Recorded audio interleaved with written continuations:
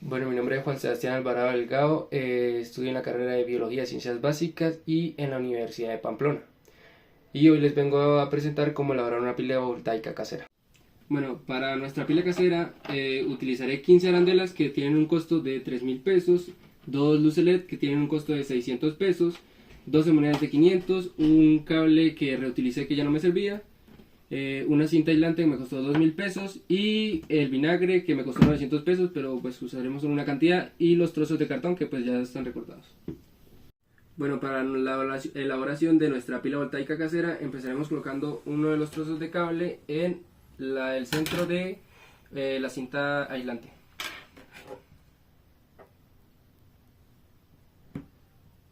Ya después de haber pegado el cable, empezaremos poniendo una moneda de 500 seguido de una arandela, seguido de un pedazo de cartón remojado en vinagre. Y así sucesivamente hasta completar las 15 arandelas y las 12 monedas.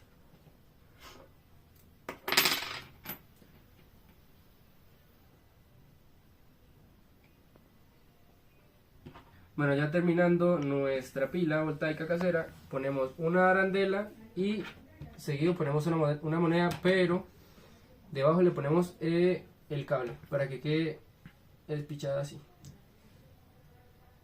Listo. Ahora la abrazaremos con la cinta aislante para que pues no se desordene. Y procederemos a ponerle otro pedazo porque esto quedó muy flojo. Pausa loca. La otra cinta. Y quedaría algo así. Así haremos pues la prueba del funcionamiento.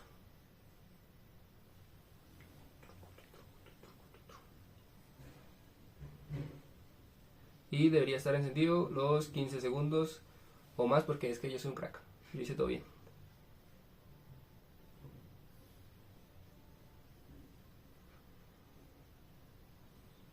Tenemos nuestra pila casera y su funcionamiento.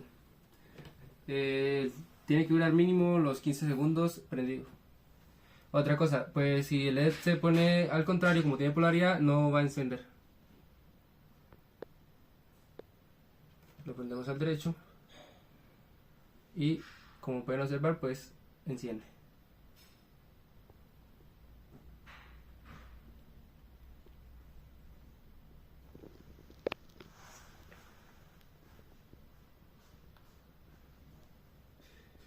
Bueno, ahora probaremos con otro para ver si también funciona.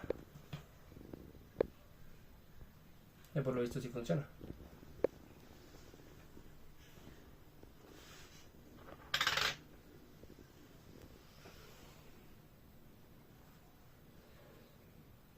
Y como pueden observar, pues los dos LEDs se aguantaron los 15 segundos. Alessandro Volta, el pionero de la electricidad moderna. Alessandro Giuseppe Antonio Anastasio Volta, pionero de la electricidad y la electroquímica, nació el 18 de febrero de 1745 en Como, una ciudad de Italia, en una familia de nobles.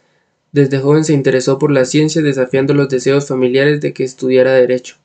A los 18 años ya intercambió ideas con científicos europeos sobre fenómenos eléctricos. En 1974 se convirtió en profesor de física en la Escuela Real de Como, donde en 1775 inventó el electróforo perpetuo, dispositivo para generar electricidad estática.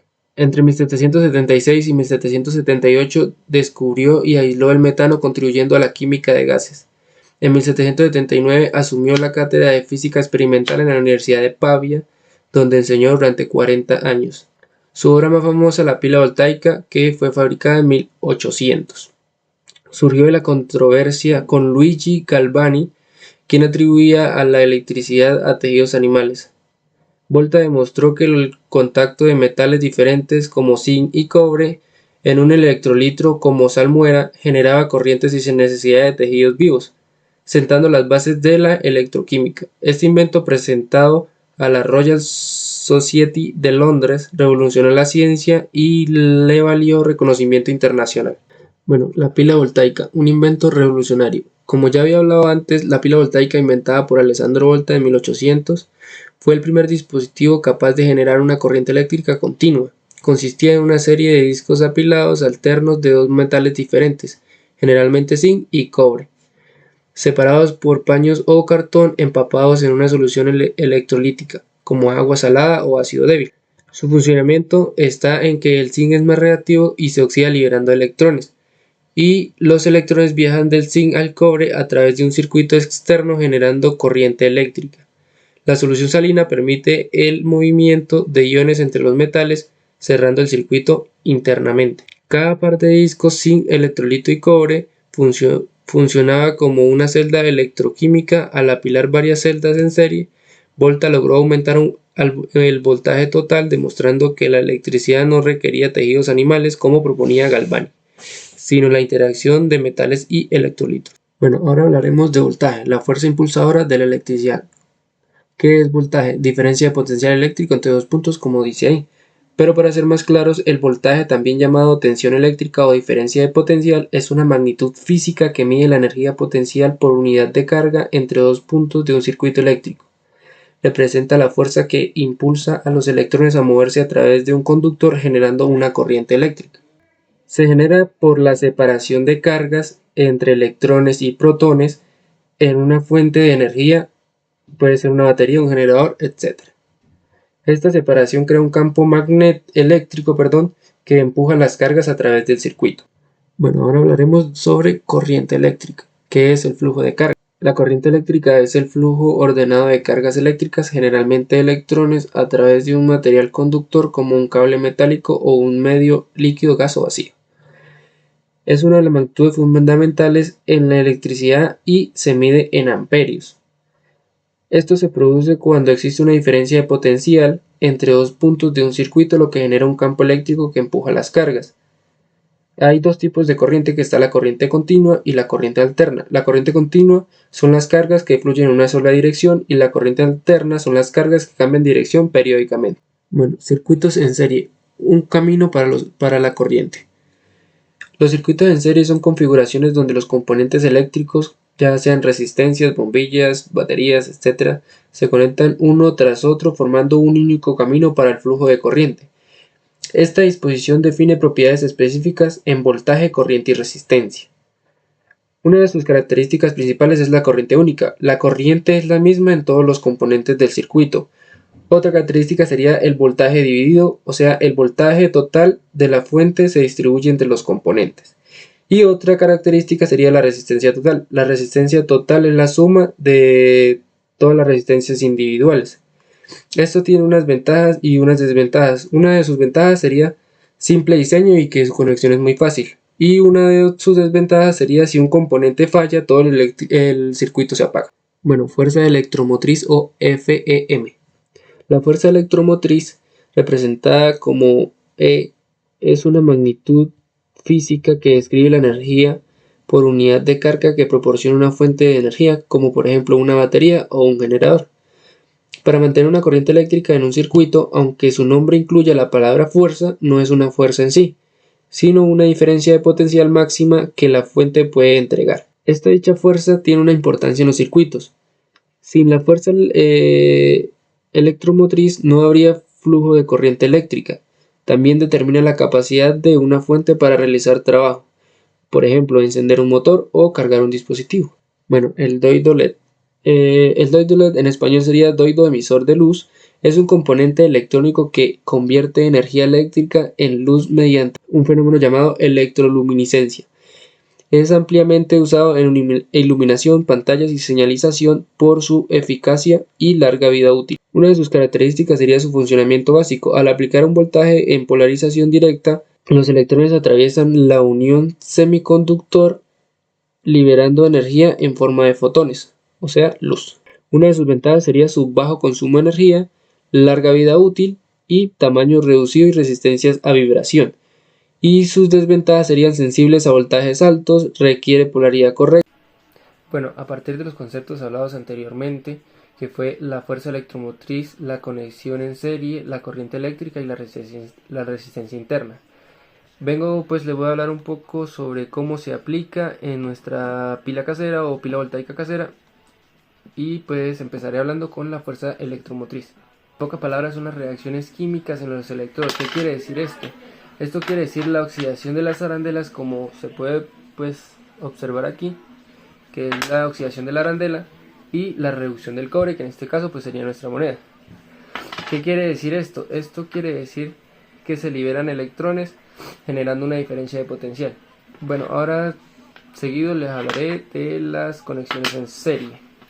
Las conexiones en serie básicamente es esto: ponemos una moneda, ponemos una arandela, como pues se demostró al principio en la elaboración, y se pone un cartoncito. ¿Qué pasa con esto? Esto se debe hacer así hasta conseguir, digamos, más o menos 10, 15, para que la corriente sea una buena corriente y fluya por todo el circuito. Bueno, la corriente eléctrica depende de dos cosas. La primera es que, por ejemplo, si en dado caso las conexiones en serie se llegan a armar mal, la corriente eléctrica no fluiría desde aquí hasta arriba, que pues donde va el otro extremo, pues el otro pedacito de cable. ¿Qué pasa con esto? También depende de la conductividad del electrolito, que en este caso fue el vinagre que usé yo, que por cierto no lo mencioné, que pues si no se pone el vinagre, que es la solución del electrolito, no fluiría la corriente. Bueno, hablaremos de la resistencia interna. Tanto los metales como la solución, que en este caso fue el vinagre, tienen su propia resistencia. Y pues esto quiere decir que la vida útil del voltaje no sería pues mucho como pensamos. ¿Qué quiere decir esto? Que entre mayor hagamos una pila más grande, pues va a tener más corriente eléctrica para producir, y pues podríamos prender, digamos, luz LED, digamos, aproximadamente por una hora, demasiado, diría yo. Entre más grande la hagamos, claramente. Bueno, profe, ahora hablaré de los errores. La verdad, cuando yo hice mi pila voltaica casera, la verdad, la pila funcionó desde un principio. No tuve ningún error, no tuve pues ningún inconveniente, por decirlo así. Entonces, la verdad, lo de los errores no sabría qué decir en ese caso. Pues porque la pila funcionó a la primera y pues prendió más de 15 segundos. La verdad, prendió como 45 segundos más o menos. Entonces, yo digo que funcionó todo bien, así que errores no hubieron muchos, o nada, diría yo, la verdad.